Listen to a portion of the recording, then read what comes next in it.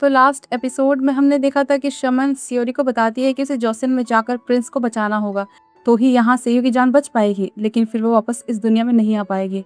फिर हमें Jonsson time की प्रिंस चेहंगवॉन को दिखाया जाता है। जब वो देश से दूर भेजा हुआ था तो महल के कुछ गार्ड्स उसके लिए राजा का संदेश लाए थे। साथ में रानी माँ ने एक सूप भिजवाया था और उस लेटर में ये लिखा था कि या तो तुम इस सूप को पीकर मर जाओ, नहीं तो तुम्हारी जगह उस कोर्ट लेडी यानी कि कांग को मरना होगा।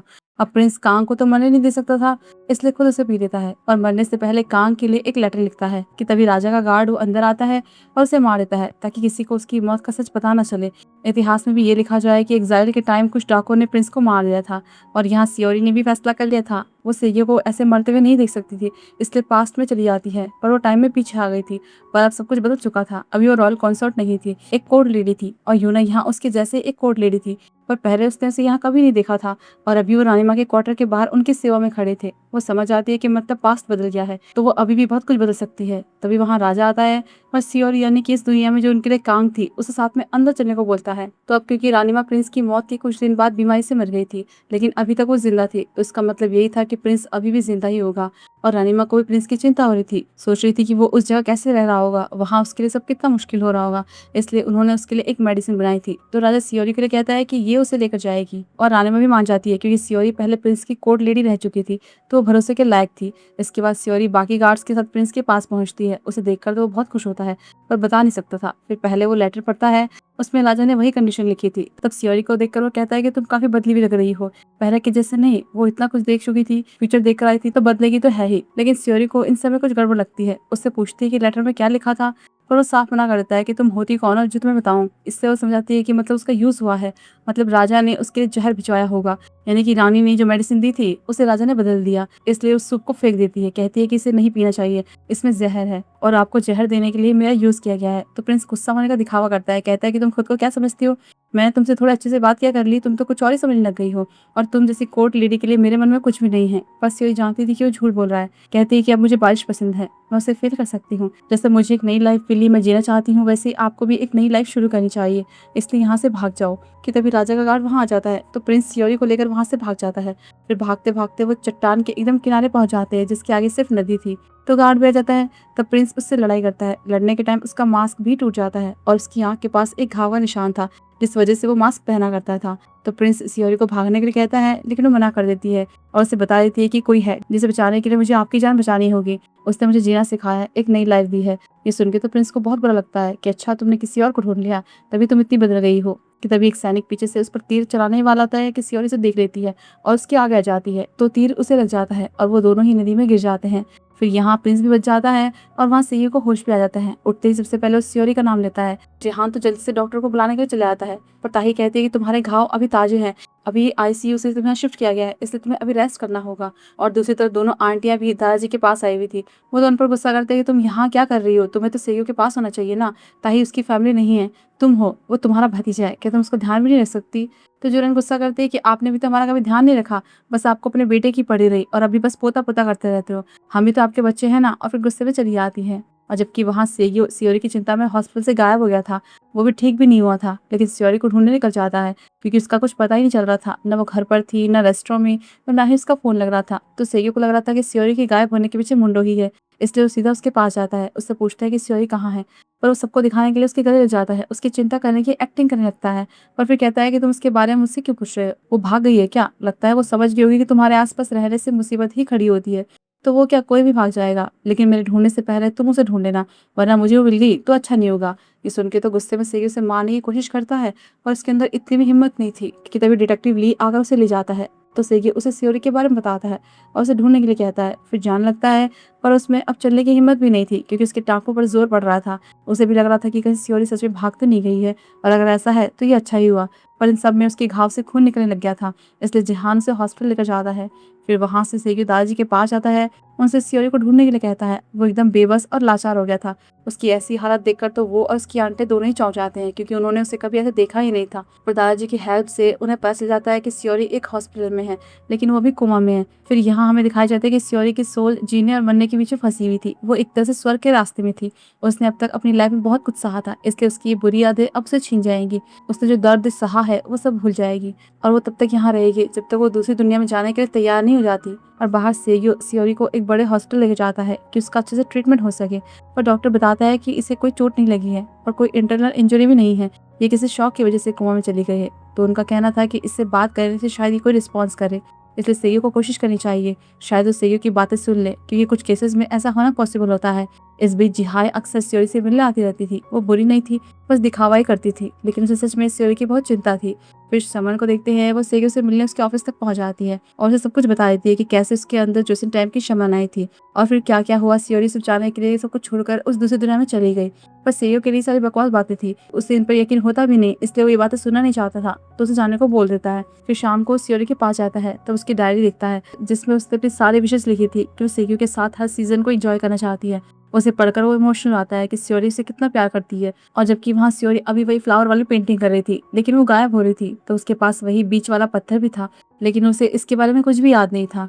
इस बीच ताही भी सेगियो का हालचाल जानने के लिए उससे मिलती है, लेकिन उसकी कंडीशन ठीक लग भी नहीं रही थी और ताही को भी समझ आ रहा था कि वो सियोरी के लिए कितना परेशान है, ये जानते हुए भी कि उसे पता नहीं कि सियोरी कब तक ठीक होगी। उसका वेट करना कितना मुश्किल होता है।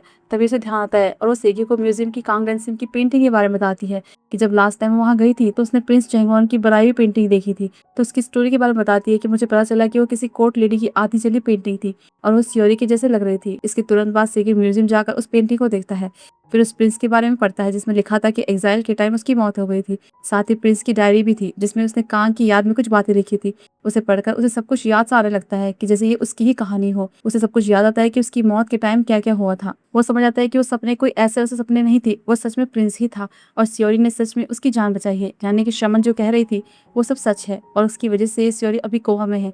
ये सब सोच सोचकर वो रोने लग जाता है। उसे याद करता है, उसे वापस आने की रिक्वेस्ट करने लगता है। उसके इमोशन इतने स्ट्रांग थे कि वहाँ सियोरी तक उसकी बातें पहुंच भी रही थी, जिससे उसकी आंखों में आंसू आते हैं। इससे सियोरी को सब याद भी आ जाता है, या यूं कहो कि उसकी यादें उसे वापस मिल जाती है। वो समझ आती है कि मतलब सेगियो अभी जिंदा है। इसके साथ ही सियोरी की पनिशमेंट अब पूरी हो गई थी और उसे आगे कोई दर्द नहीं मिलेगा। हेवन से उसे रिवॉर्ड मिलता है कि वो बिना किसी दर्द के अब जी सकती है। उसे अब किसी के लिए रोना नहीं पड़ेगा, लेकिन सियोरी ऐसा रिवॉर्ड नहीं चाहती थी, क्योंकि बिना दर्द के खुशियां भी नहीं मिलती। तब वो शमन उसे एक मौका देती है कि या तो वो पास्ट में जा सकती है या फ्यूचर में, पर वो पहले ही डिसाइड कर चुकी थी कि उसे सेगियो के पास जाना है। फिर वो प्रेजेंट टाइम में पहुंच जाती है जब सेगियो रोता हुआ म्यूजियम से बाहर निकल रहा था। सियोरी उसे आवाज देती है तो उसे देखकर तो चौंक ही जाता है। एक पल को तो उसे यकीन भी नहीं होता कि ये उसकी सियोरी है। वो एकदम सदमे में था कि कुछ बोल भी नहीं पाता। सियोरी उसके पास जाती है तो उसे गले लगा लेता है। बहुत इमोशनल आता है क्योंकि उसे लगा था कि उसने सियोरी को खो दिया और वो उसे अपने दिल की बात कभी बता भी नहीं पाया कि वो उसे कितना प्यार करता है। तो सियोरी हाथ आगे करके कहती है कि चलो अब सब कुछ भूलकर एक डील करते हैं, यह है कि अब से एक दूसरे को छोड़कर कहीं नहीं जाएंगे। तो वो भी इस डील को पक्की कर लेता है। इसके बाद दोनों एक दूसरे को गले लगा लेते हैं। फिर घर जाकर सेगियो को अभी भी ये सब एक सपना ही लग रहा था। सियोरी से कहता है कि मुझे एक थप्पड़ मारो तभी मुझे यकीन होगा, पर वो कहती है कि ये कोई सपना नहीं है, ये हकीकत है। फिर उसे बताती है कि वो कहाँ थी, कैसे सब कुछ हुआ, कैसे उसने सेगियो की आवाज सुनी और वापस यहाँ आ पाई। लेकिन वो सोचते हैं कि जोसेन में उन दोनों का क्या हुआ होगा। फिर हमें दिखाया जाता है कि तीर लगने के बाद जब प्रिंस और सियोरी पानी में गिर गए थे तो उसके अंदर कांग की सोल घुस गई थी और तब से ही वो सैनिकों से बचकर वेश बदलकर रह रहे थे। और यही शमन ने अपने विजन में देखा था कि वो एक पैडलर बनकर एक बच्चे को अपना नाम बता रही थी और उसने भी प्रिंस को अपनी असली बॉडी में वापस आने की सारी कहानी बता दी थी। मतलब अब ये दोनों भी साथ में थे और इनकी भी हैप्पी एंडिंग हो गई थी। इसके बाद बारी आती है मुंडो की। उसने एक प्रेस कॉन्फ्रेंस रखी थी जिसमें अपनी इमेज को साफ कर सके कि उसने कोई फ्रॉड, कोई करप्शन नहीं किया है। वो खुद को इनोसेंट दिखाता है कि तभी रिपोर्टर्स के बीच में बैठी सियोरी उससे कुछ सवाल करने लगती है। वो पूछता है कि तुम किसकी तरफ से हो, तो वो कहती है कि मैं सेगियो की तरफ से हूँ। तो उसे देखकर तो वो चौंक ही जाता है। इतने में सेगियो भी वहाँ पहुंच जाता है और सारे रिपोर्टर्स को मुंडो का एक वीडियो भेजता है जिसमें वो नर्स को मारकर उसे ठिकाने लगा रहा था, जो कि असल में एक डीप फेक वीडियो था, बिल्कुल वैसे ही जैसे मुंडो ने पहले सेगियो के लिए बनाई थी। मतलब मुंडो की चाल उस पर ही भारी पड़ गई। और तो और यहाँ आने से पहले ही सेगियो ने एक इमरजेंसी बोर्ड मीटिंग बुलाई थी जिसमें मुंडो को निकाल कर सेगियो को चेयरमैन बना दिया गया था। और अभी पुलिस मुंडो को अरेस्ट करने के लिए पहुंच जाती है क्योंकि उसके ड्राइवर ने सरेंडर कर दिया था और मुंडो के कहने पर जो इलीगल काम उसने किए थे उनका रिकॉर्ड पुलिस को दे दिया था। तो नर्स को मारने के इल्जाम में उसे अरेस्ट कर लिया जाता है। सियोरी भी अब एक न्याय की देवी जैसी बन गई थी कि वो खुद ही न्याय करेगी, इसलिए यूना के दरवाजे के बाहर रिफ्लेक्ट लिख देती है क्योंकि उसने उसे बहुत परेशान किया था और ऑनलाइन पोस्ट करती है कि राजा कितना बुरा था और कांग डेंसिम और दूसरी रानियों के साथ कितना बुरा बिहेव करता था।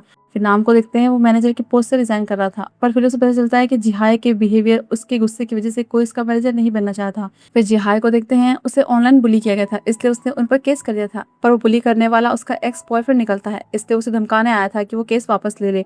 और जैसे ही उसे मारने वाला होता है कि नाम उसे बचाने पहुँच जाता है। उसके एक्स बॉयफ्रेंड को क्रिमिनल एक्ट के बारे में बताकर डराने लगता है, फिर उसकी वीडियो बनाकर कहने लगता है कि मैं लाइव सबको दिखा दूँगा। इससे तो वो डर के मारे भाग ही जाता है। पर जिहाई बहुत ज़्यादा डर गई थी, रोने लग गई थी कि मैंने ऐसा क्या कर दिया। तो नाम उसे थोड़ा शांत कराने के लिए कहता है कि ऐसे में भी तुम इतनी प्रिटी कैसे लग सकती हो? तुम लोगों के बारे में छोड़कर अपने बारे में सोचो, तुम जैसी दिखती हो उससे बहुत ज़्यादा अच्छी हो। फिर मुंडो को देखते हैं वो अब जेल में था, तो सियोरी से मिलने जाती है और उसे अभी भी कोई पछतावा नहीं था। लेकिन सियोरी कहती है कि मुझे अब किस्मत पे यकीन है, मैं कर्म में बिलीव करती हूँ, तो तुम्हारे किए की सज़ा तुम्हें ज़रूर मिलेगी। लेकिन उसे अभी भी ये लग रहा था कि वो यहाँ से जल्दी निकल जाएगा। तो सियोरी उसे एहसास दिलाती है कि ऐसा कुछ नहीं होने वाला और उसने जो गलती की है उसकी सज़ा उसे मिलेगी ही। अपने बेटे से उसे दूर रहना पड़ेगा क्योंकि एक वही है जिससे वो प्यार करता है। तो अपने बेटे के साथ एक अच्छी लाइफ जीने का मौका उसने गँवा दिया है, जबकि दादाजी उसके बेटे को सँभाल रहे थे और वो उनके साथ बहुत खुश भी था। साथ ही से ये कि आंटियाँ भी अब सुधर रही थी, अच्छा बनने की कोशिश कर रही थी। इस बीच नाम बायजूई में मैनेजर की पोस्ट के लिए इंटरव्यू देने जाता है, पर जिहाई वहाँ आ जाती है और उससे अपना मैनेजर बनने के लिए कहती है कि मैं तुम्हारी सैलरी ट्रिपल कर दूंगी। अब उसकी फेवरेट आइडल उसके सामने खड़ी है, उसे इतना अच्छा ऑफर दे रही है तो मना भी नहीं कर सकता, इसलिए मान जाता है। वही सेग्योप खुश था, तो उसे देखकर अब ताही भी खुशी ढूंढने की सोच रही थी कि अब वो एक नई शुरुआत करेगी। सियोरी भी अब काफी फेमस हो गई थी, इसलिए उसके पास अब बहुत सारे प्रोजेक्ट थे और उसके अगले शो का नाम ही 99 फर्स्ट किस था, जिसमें बहुत सारे किसिंग सीन थे।